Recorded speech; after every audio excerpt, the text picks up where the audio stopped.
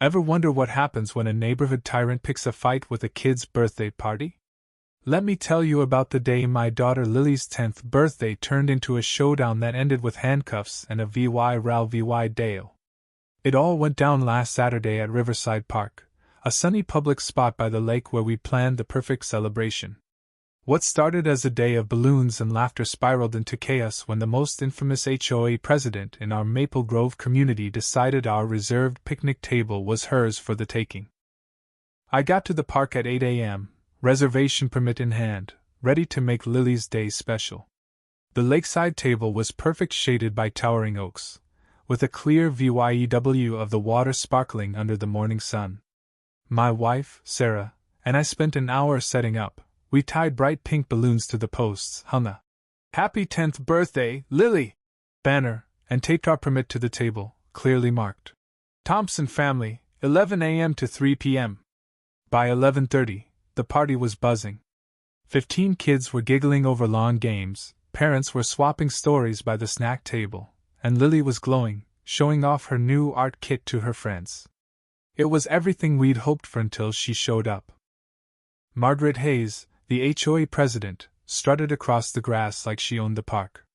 Designer sunglasses sat on her nose despite the overcast sky, and she clutched a clipboard like it was a scepter. Her pinched expression was legendary in Maple Grove, where her reign of petty rules had made her a neighborhood legend for all the wrong reasons. "Excuse me," she barked, loud enough to hush half the party. "I need everyone's attention." Her nails tapped the clipboard with a rhythm that screamed impatience. I stepped forward, forcing a smile. "Hi, Margaret. Can I help you with something?" She looked at me like I tracked mud on her porch. "There's been a revision to the park seating assignments," she said, her voice oozing fake authority. "This table's been reassigned. You'll need to move your party to the playground area." I blinked, confused. "Reassigned? By who? We have a permit right here." I pointed to the paper taped to the table. Margaret snatched it up, inspecting it like a detective in a bad movie. "This isn't valid for this table," she said. "The HOA has new guidelines for lakefront seating. You must have missed the email." Sarah walked over, her brow furrowed. "What's going on?" she asked. "Apparently our reservation's no good," I said, keeping my voice steady as I noticed Lily watching, her smile fading. Margaret sighed like we were wasting her time. "No confusion here. This table has the premium lake view, reserved for senior HOA members during peak hours." She waved at a woman approaching with takeout bag, her friend Linda, another Maple Grove regular. "We're viewing a lunch meeting to discuss community improvements." I couldn't believe it. "Margaret, this is a public park. The HOA doesn't run it. We booked this through the city weeks ago for Lily's birthday." She was already peeling off our balloons, tossing them to the ground like trash. "Someone should have told you about the changes," she said. "The HOA oversees all community spaces around Maple Grove." Then she plopped down at the table, unpacking her lunch like she just claimed a throne. I pulled out my phone, showing her the city's confirmation email. "Look, this is official. We've got 15 kids here celebrating. There are empty tables over there." I pointed to a row of free spots nearby. Margaret sipped her coffee and waved me off. "Those don't have the right view. This spot's better for our meeting. Your reservation's unenforceable under the new guidelines." She turned to Linda. "The quinoa salad from Bistro Verde is amazing. You have to try it." I was speechless. Lily tugged my sleeve, her eyes brimming with tears. "Dad, is she taking our party away?" she whispered, her voice breaking. Before I could answer, Margaret scoffed. "Oh, please, no need to get emotional over a table. Just move and let the kids have their little party." That was it. Seeing Lily cry on her birthday lit a fire in me. I noticed parents pulling out their phones, recording the scene.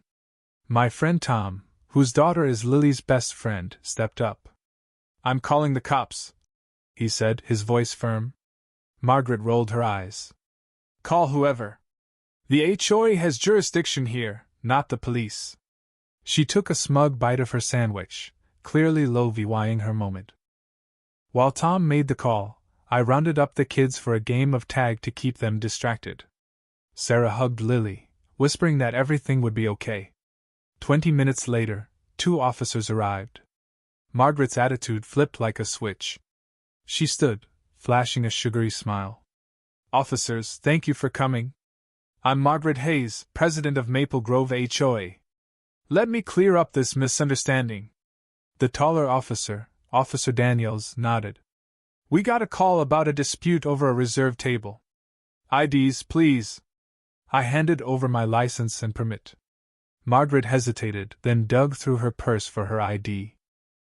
"What's going on here?" Daniels asked. I explained. We'd reserved the table for Lily's birthday, set up that morning, and were mid-party when Margaret claimed it was reassigned by the HOA. She cut in. The HOA implemented new guidelines for premium seating in community areas. Notices were sent. Daniels raised a hand. "Ma'am, this is a city park, not HOA property. The city's reservation system runs things here." He checked our permit. "This is valid. The Thompson family has exclusive use of this table." Margaret's smile slipped. "There's been a jurisdictional mix-up," she said, pulling a paper from her clipboard. "I have the HOA meeting minutes pro-VYing our oversight of community spaces."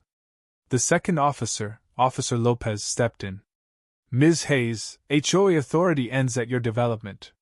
City parks are public, managed by Parks and Rec." A parent who'd been recording approached. "I've got video of her taking down the decorations and making the birthday girl cry," she said, offering her phone. Daniels watched the footage, his face unreadable. Margaret stammered. "I didn't see any decorations. The table was empty. It's first come, first served." Another parent chimed in. "That's a lie. We saw her rip down the banner and balloons." Lopez turned to Margaret. "Ms. Hayes, interfering with a lawful reservation is theft of ser VYCS. This video also suggests harassment and public disturbance." Margaret's face paled. "This is absurd. I'm the HOA president, enforcing community guidelines." Daniels asked.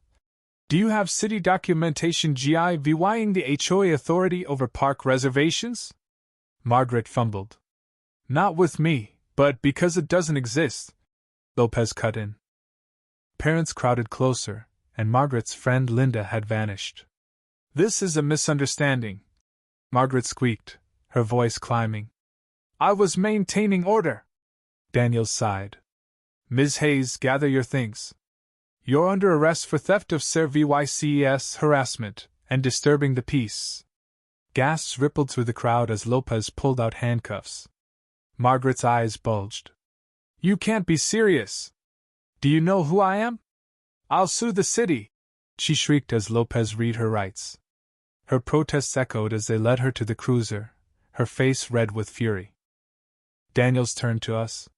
"Sorry for the disruption," he said, smiling at Lily, who watched wide-eyed. "Your reservation's good. Enjoy your party."